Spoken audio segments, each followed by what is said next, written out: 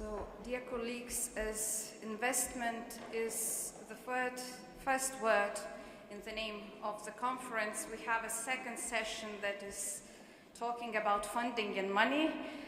That only signs that it's so important for us, but with a little bit different aspect. You will hear three presentations, three experiences of three different countries, Romania, Latvia, and UK, about the ways they use structural funds support and investment funds support for investment in researchers.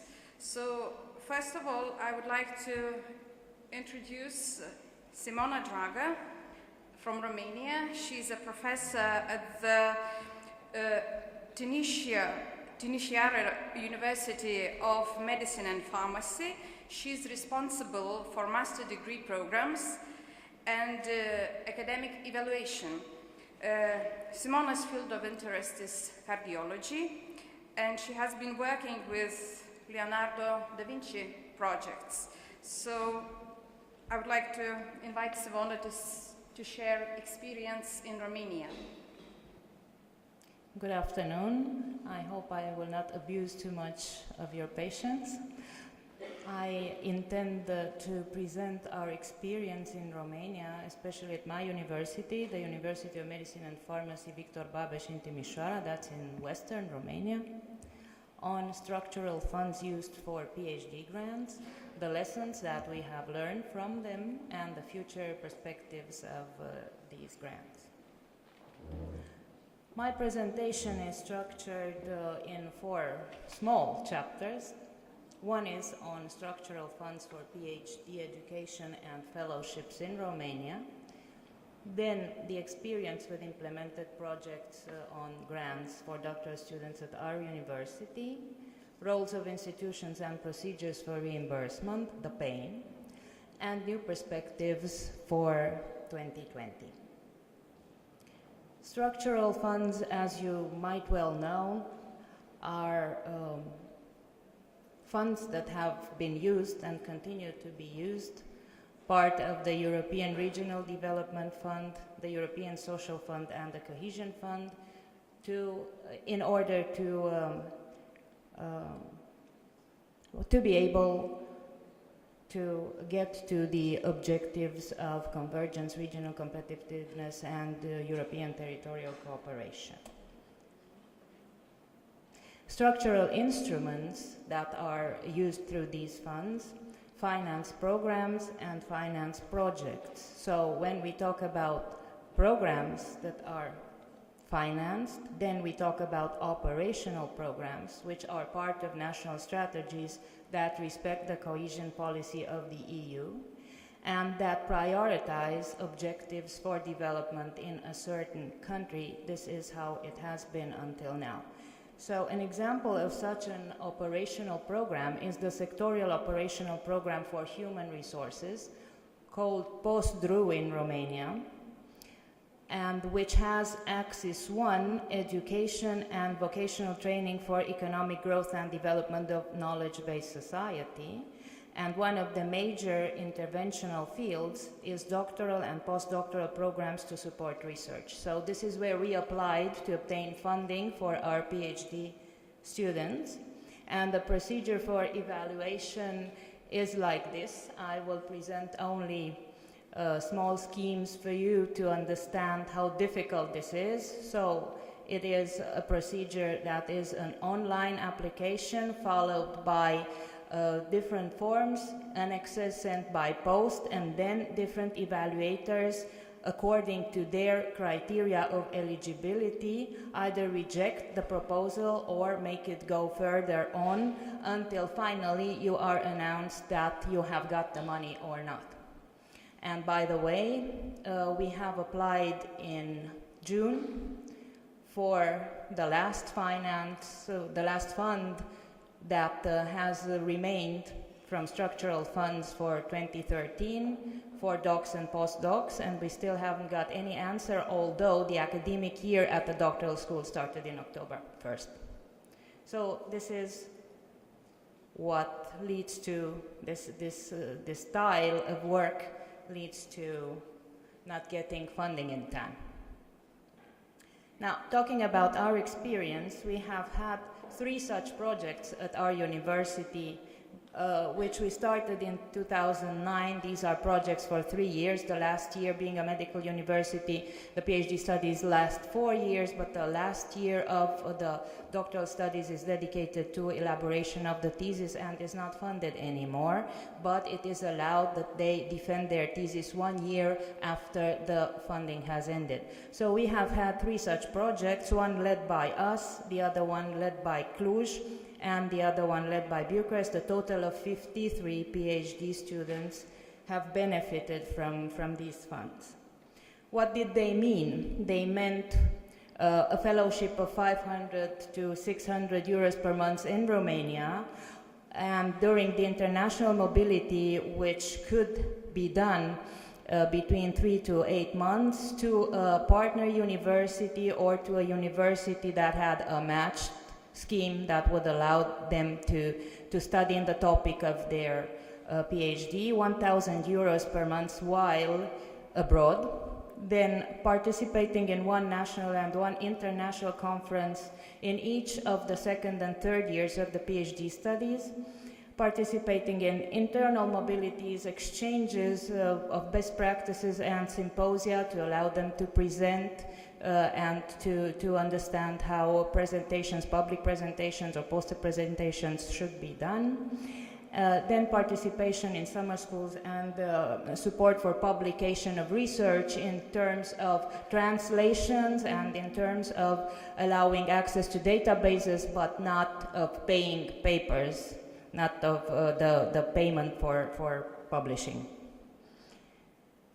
And now I will refer to the post-through project's project 63117, which had as partnership our university, the University of Iași in eastern Romania in Moldavia, then the University Goethe Frankfurt and Szeged University in Hungary.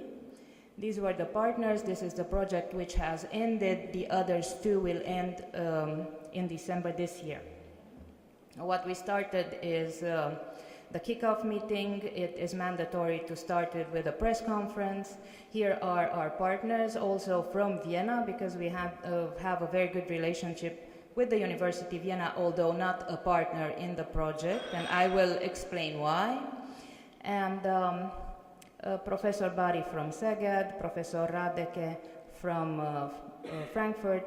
This is the kickoff.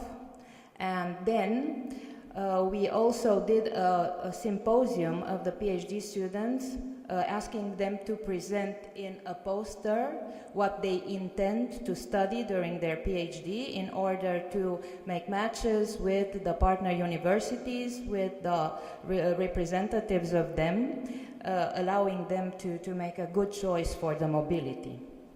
These are the amphitheater and the documentary for doctoral students, which through this fund we have also made. So this is a multimedia amphitheater for PhD students only, and this is their documentary where they can access the databases. We also had the possibility to do that through the project, all the projects in fact. This is the website, a mandatory website, and e-learning platform where they could exchange ideas. Each of the PhD students had hers own profile, and they uploaded everything that they have published, and that was fed into our national database for PhD students, so this is also a win thing. As indicators of scientific production, these projects have to have all kinds of indicators of output, one of them being the scientific production during the project. So we proposed, because each PhD student has to mandatorily publish 3 papers, we proposed 90 papers, but they published 122 during these 4 years, not 3. And also they participated in different symposia and congresses, and we expected 120, communications, and there were 210, and this huge number was due also because we organized symposia to make them talk better, to make them communicate, to make them understand how this should be done. And some of the symposia were online with our Romanian partner in Iași, and others were on site, and it was a very good experience to go to Iași, of the students in Iași to come to us and share ideas and experience. But most certainly, the most important added value of this project was joint PhDs. What we wanted to do was 5, that was our indicator, and we managed to have 8. I refer now to one project, 30 people. So 8 from 30 did joint PhDs in Frankfurt, Hanover, Vienna, Szeged. So wherever they found the possibility, it's not mandatory that you go to the partner university. Of course, they did most of them in Frankfurt because that was our main partner university, but they did them also in other universities. This is the research team in Frankfurt, coordinated by Professor Simona Dragan, which was a very, very understanding and good PhD coordinator. This is one of our PhD students here, Corina Tiulea. I will present you the PhD students now, which had the most important papers published and the best collaborations. This is Adrian Sturza, who published in atherosclerosis, thrombosis, and vascular biology, and now together with the team of Professor Brandes at the Goethe University in Frankfurt. But then he also, but then he also published in Circulation, which is also a very well-known journal, and that as first author, and received a lot of prizes. This is Oana Mirci, who worked together with Professor Peter Bade at the University of Frankfurt, and also Dorina Gheorgheosu at the University of Frankfurt with Professor Brune. This is Oana Duicu in Szeged. So we also organized a conference on quality management in doctoral studies, attended by many doctoral PhD students from all over Romania. And there, students were, it was possible for them to share again personal experience. As for reimbursement, it's a long story. To make it very short, we have to hand in a whole pile of papers to the Ministry of Education, to the Ministry of Labor, to the Ministry of Finance, with lots of audits, and then only afterwards, when the stamps and the signatures are put on all the documents, they come back to us, the money I mean, and it might take 1 year or even more. And anyway, the financial data are put in Action Web. Imagine every invoice, every number of every invoice, sometimes for one reimbursement form as much as 700 positions. So our accountants are really overwhelmed by this. This can, in terms of paper, mean 5 to 6 kilos. And when you go first with your first reimbursement report, then it might be 22 kilos, because you have to take in all the contracts of all participants and so on. You have to hand in timesheets in long tables. You have to report every activity and to make a link on a CD to it. So I don't know who really uses his mind in such a way. The cash flow is also a problem. Many institutions are in debt to banks in Romania due to the fact that we have to borrow from our own institution because the reimbursement is so late. Then we have problems with partner institutions because they do not understand our way of working. I cannot either, so I cannot blame them. They have their documents filed according to their own rules. And because external audit is mandatory, sometimes our auditors go to other higher educational institutions in other countries to put the stamps on documents because it is required by the Romanian auditors. So if you hear that in Romania structural funds are not absorbed properly, this is the cause. Okay, then there are problems with mobilities of PhD students, but really I am very grateful to our team because they can go through all this, and this is a very well-deserved moment of relax. What will the future bring? The timeline for structural funds is that in 2014, all the programs enter in full adoption, and how are they these operational programs made? They are decided on at regional level as well, not only at national level as it has been before. And the focus is on effective smart specialization for research when you define the program, because if in the former funding period it was scattered throughout Europe, the level of funding now, according to the EU cohesion policy, it is according to the GDP per capita. If it's less than 75% of the EU average, then the region is considered less developed.